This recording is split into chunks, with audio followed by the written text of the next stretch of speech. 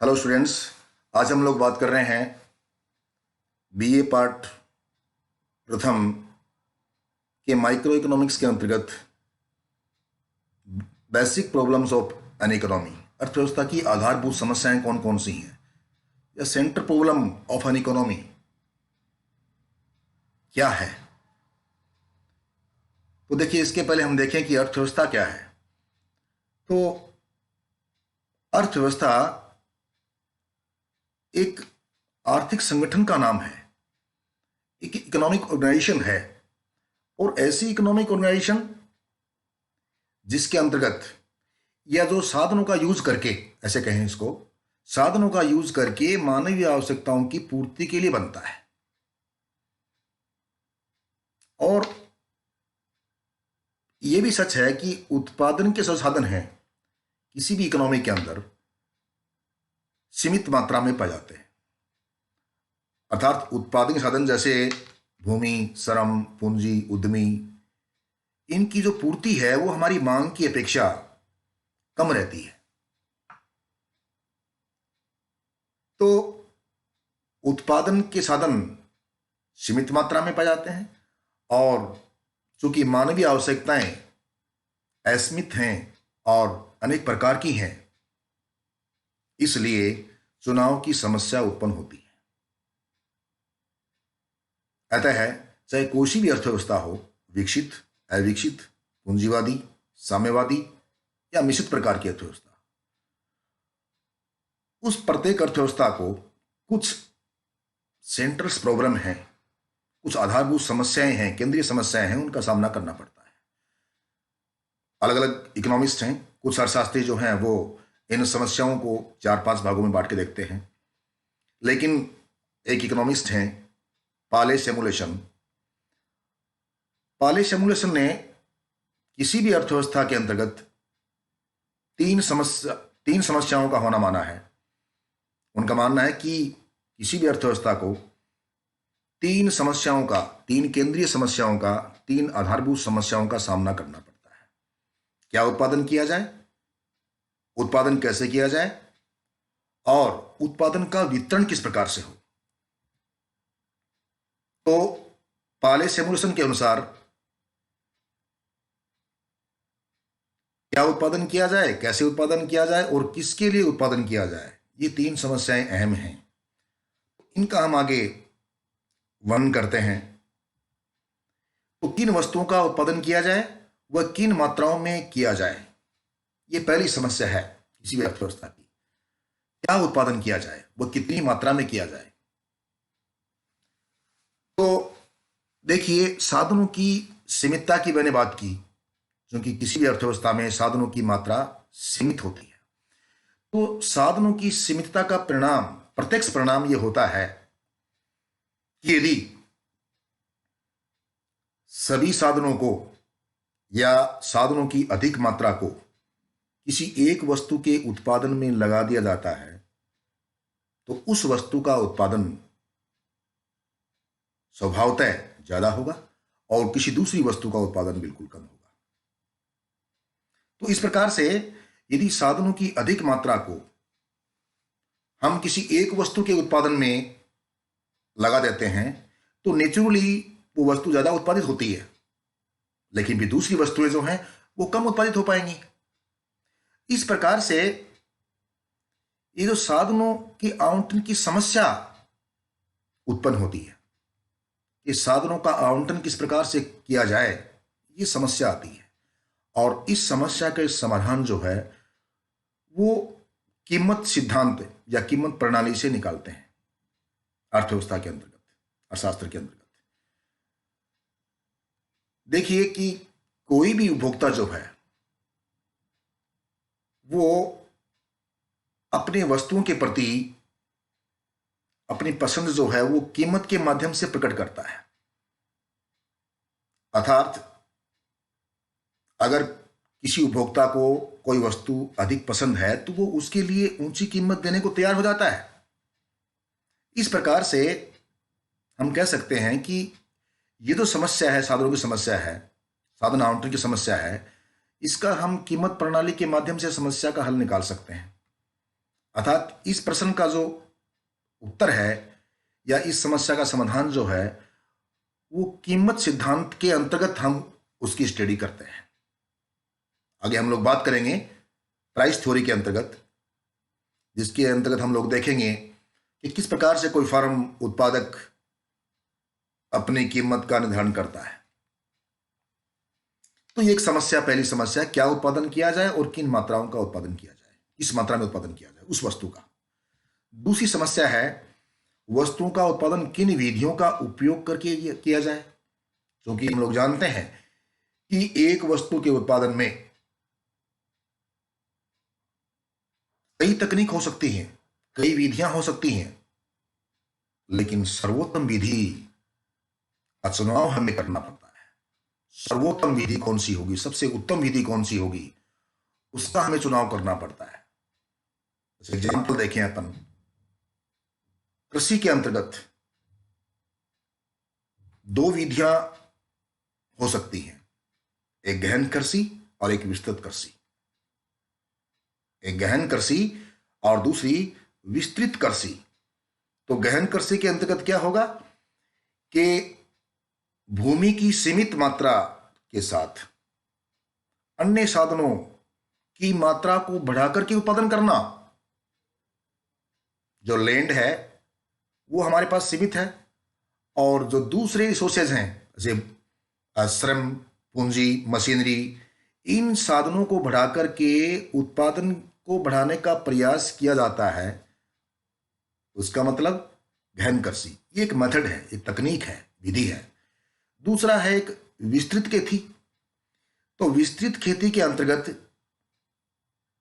भूमि की अधिक मात्रा के साथ दूसरे साधनों जैसे श्रम, पूंजी, मशीनरी इत्यादि की कम मात्रा लगा करके उत्पादन करना। तो इस प्रकार से अनेक विधियों का उपयोग किया जा सकता है। तो ये जो समस्या है इसका समाधान हम किसमें देखते हैं, उत्पादन सिद्धांत के अंतर्गत। आगे हम बात करेंगे चैप्टर के अंतर्गत उत्पादन के सिद्धांत के अंतर्गत। उसमें हम देखेंगे विस्तार पूर्वक से कि उत्पादन की कौन कौन सी तकनीक है, उत्पादन क्या है, शॉर्ट टर्म प्रोडक्शन फंक्शन उसमें देखेंगे आप, लॉन्ग टर्म प्रोडक्शन फंक्शन उसमें हम देखेंगे। तो इस प्रकार से कुल मिलाकर के हम इसमें ये कह सकते हैं कि कोई भी उत्पादनकर्ता जो है वो न्यूनतम लागत लगा करके अधिकतम उत्पादन करने का प्रयास करता है। तो ये उत्पादन सिद्धांत के अंतर्गत हम लोग इसकी स्टडी करते हैं। तीसरी समस्या जो है वो है वस्तुएं समाज के सदस्यों में किस प्रकार वितरित की जाए, अर्थात क्या उत्पादन किया जाए, उत्पादन कैसे किया जाए, उसका वितरण किस प्रकार से हो। तो ये वितरण वाली समस्या है, उत्पादन का वितरण किस प्रकार से हो। उत्पादन कर लिया है, उसका उत्पादन का वितरण जो है वो किस प्रकार से हो। तो अर्थव्यवस्था के अंतर्गत जो उत्पादन हुआ है वो भूस्वामियों, पूंजीपतियों, श्रमिकों, इनमें वितरित होना है। और एक सीधी सी बात है कि